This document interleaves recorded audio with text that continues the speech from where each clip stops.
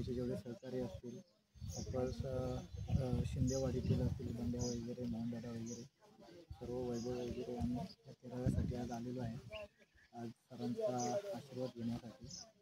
आणि आज असा वाईट वाटतं असं वाटत सुद्धा नाही. कधी कधी तर सर आपल्या आजूबाजूलाच असतील, कधी कधी असं सुद्धा वाटतं.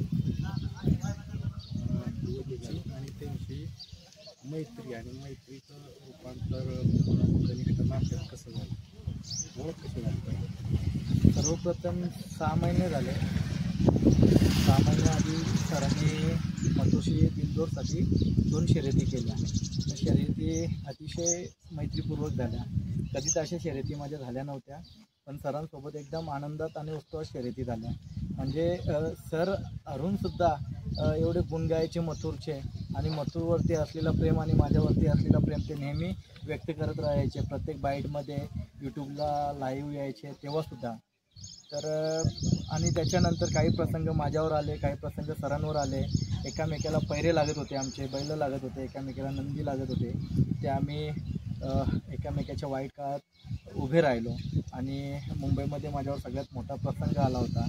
आतमध्ये असताना तेव्हा सरांनी स्वतःचे बैल इकडं कोणत्याच प्रकारचा विचार न करता मुंबईमध्ये बैल आणून शर्यती केल्या आणि त्या शर्यती विजय प्राप्त केल्या. त्याच्यामुळे मी सरांचे खूप आभार व्यक्त करायचो, कारण की एक उपकार केल्यासारखेच होते माझ्यावर. तेव्हा माझी इज्जत सरांनी वाचवली होती त्या टायमाला. म्हणून मी सरांनासुद्धा शब्द दिला होता ताईंना, का जेव्हा पण तुमच्यावर कधी सुख दुःख असेल, त्या दुःखात नाही पण दुःखाच्या वाट्यामध्ये नेहमी तुमच्या खांद्याला खांदा लावून मी उभा राहील. आता म्हणजे बैलगाडी शौकीनांसाठी तुम्ही सर्वात जवळचा मित्र होता रणजित निंबाळकर सरांचा, ते नेहमी तुमचा उल्लेख करायचा. तर सर्वसामान्य जे आता त्यांचे अनेक चाहते आहेत, तर कुठले गुण सांगाल की ते शिकले पाहिजेत? शेवटी तुम्हाला जायचे, मला जायचे, पण ह्या व्यक्तीकडून हे गुण शिकण्यासारखं होतं, असे कुठले गुण सांगाल? आज सांगायला गेलो तर एक मैत्रीचा असा नाता असतो, पण मैत्रीला तोड नसते. आज सरांनी माझ्यावर केलेले जे माझ्या वाईट काळामध्ये माझ्या खांद्याला खांदा लावून उभा राहिला, जेव्हा मी मैदानामध्ये नसताना सरांनी त्या मैदानामध्ये माझी इज्जत सांभाळली, शर्यत जिंकली. ज्या गाडीने मथुरचा पराभव केला होता, त्याच गाडीचा पराभव सरांनी केला मुंबईमध्ये येऊन. जिथे माझी इज्जत गेली होती ती इज्जत भरून सरांनी काढली होती. आणि सर एकदम सच्चाईचे राजा होते, म्हणजे एकदम स्ट्रेट फॉरवर्ड होते आणि सत्य बोलायचे नेहमी. पण एवढं सत्य या कलियुगामध्ये चालत नाही, ते आज मला समजलं. कारण की मी पण प्रत्येक टायमाला प्रत्येक गोष्ट खरीच बोलायचो, पण आज सरांचं बघून खूप वाईट वाटतं मला. कारण की नेहमी खरं बोलणारा व्यक्ती आज जर त्याला या सगळ्या गोष्टींपासून लांब जावा, म्हणजे लांब जात असतील, तर खूप वाईट वाटतोय मला. म्हणजे सरांनी खूप काही कमी वेळात शिकून गेले.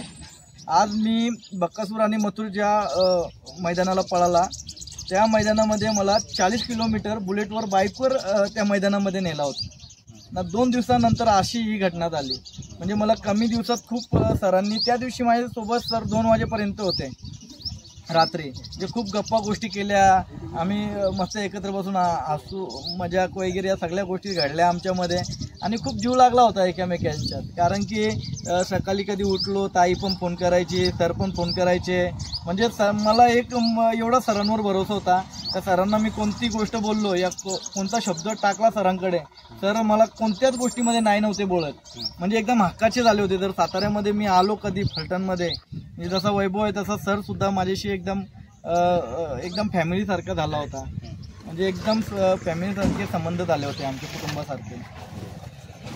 ही अप्रिय घटना झाली, सगळ्या महाराष्ट्राला माहिती कशी काय झाली, पण तो न्यायप्रविष्ट विषय आहे, त्यामुळं आपण न बोललेलं बरं. पण ह्या दरम्यानच्या काळात बैलगाडी क्षेत्र कसं पाहता तुम्ही? बैलगाडी क्षेत्रात बैलगाडा क्षेत्रातील जेवढे आपली संघटना आहे, संघटनामध्ये म्हणजे ज्यांनी मदत केली आणि ज्यांनी नाही मदत केली, सगळ्यांचे मी आभार व्यक्त करतो. कारण की सरांसाठी उभे राहिले.